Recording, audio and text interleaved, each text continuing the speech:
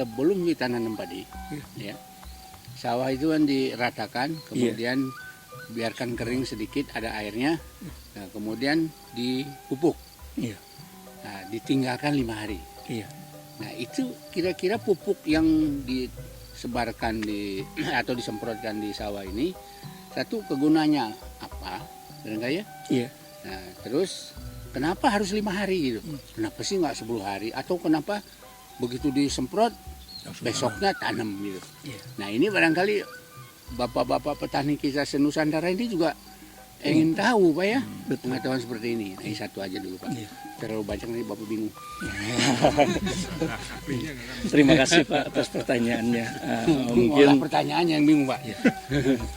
Jadi gini, kenapa mesti sebelum 5 hari sebelum ditanam kita harus semprot dulu? Karena pada dasarnya ini begitu masuk ke lapangan yang akan ditanam, baik itu padi atau bentuk tanaman apapun, kita itu udah menyediakan hara. Hara itu berbentuk makanan untuk tanaman. Nah gitu.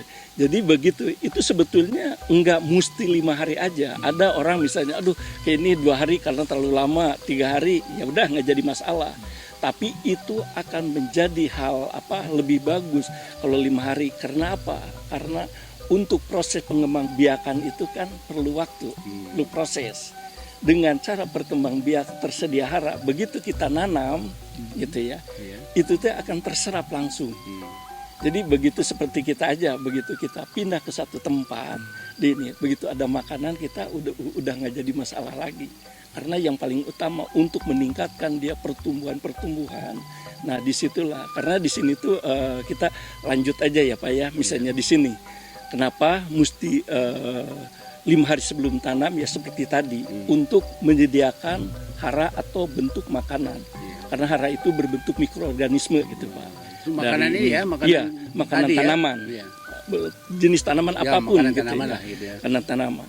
Nanti setelah 5 hari nanti dilanjutnya 14 hari setelah tanam kita diinikan lagi sistem penyemprotan. Tujuannya untuk memperbanyak anakan. Nah, untuk memperbanyak anakan, walaupun pada saat ini karena kita itu tujuan utamanya Tarum Bioorgano itu untuk mensuburkan tanah, menyehatkan tanah. Apa yang tadi saya sebutkan, tujuan hadirnya Tarum Bioorgano itu untuk menyehatkan dulu tanah gitu. Kan tadi udah dikupas. Nah, setelah kita misalnya untuk 14 hari setelah tanam itu untuk memperbanyak anakan. Selanjutnya untuk 14 hari lagi yaitu umur 28 hari itu untuk pertumbuhan.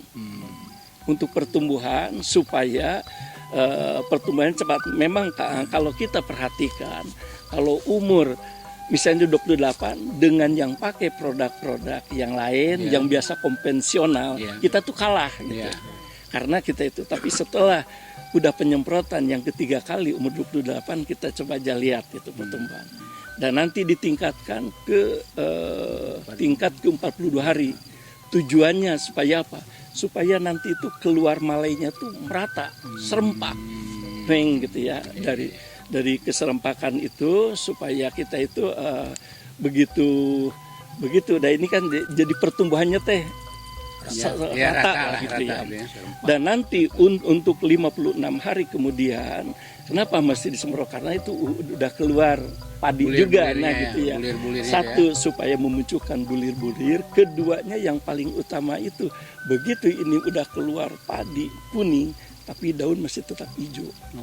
Jadi begitu kita disabit itu, dikeprek itu, dipukulkan, digebot istilahnya ya, itu akan bersih gitu.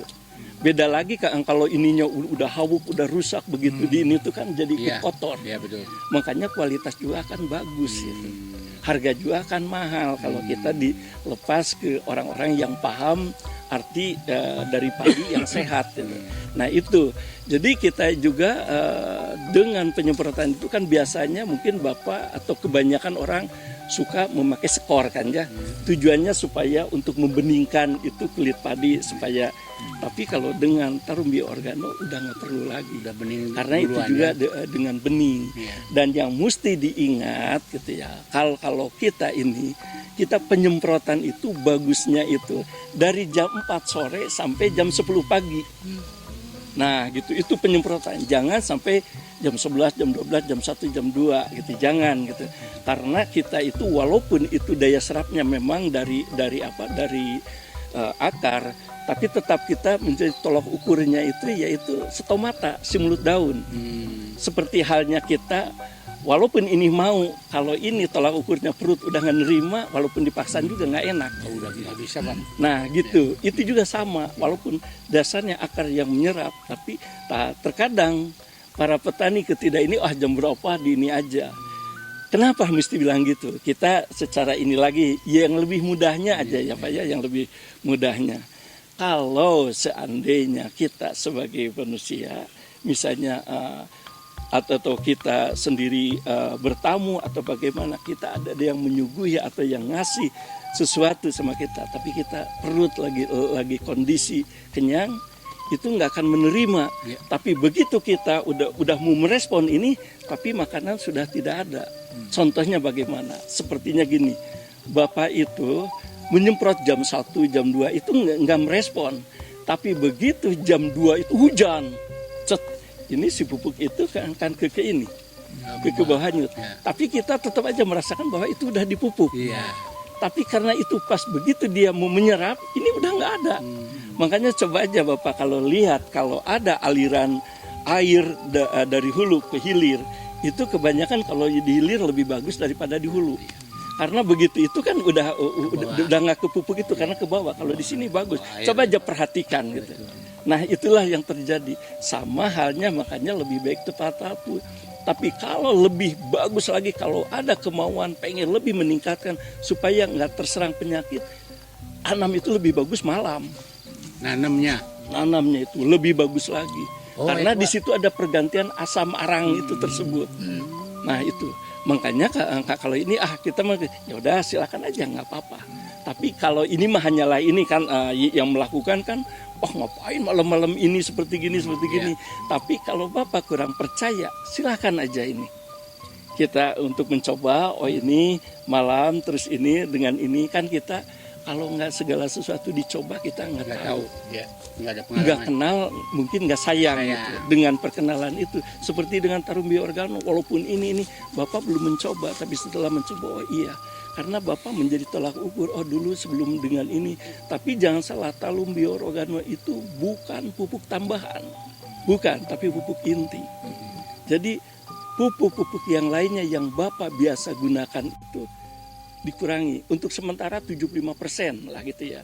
Yang ini, tapi lambat laun kita itu tanam kedua kurangan lagi 5%, kurangan 5 ini kan biasanya kalau di wilayah Pantura itu 1 hektar itu bisa sampai 300 kilo bahkan 400 kilo. Kalau yang biasanya 400 kilo berarti kita cukup dengan 50 kilo. Tapi ujung-ujungnya kita itu cukup dengan 10 kilo.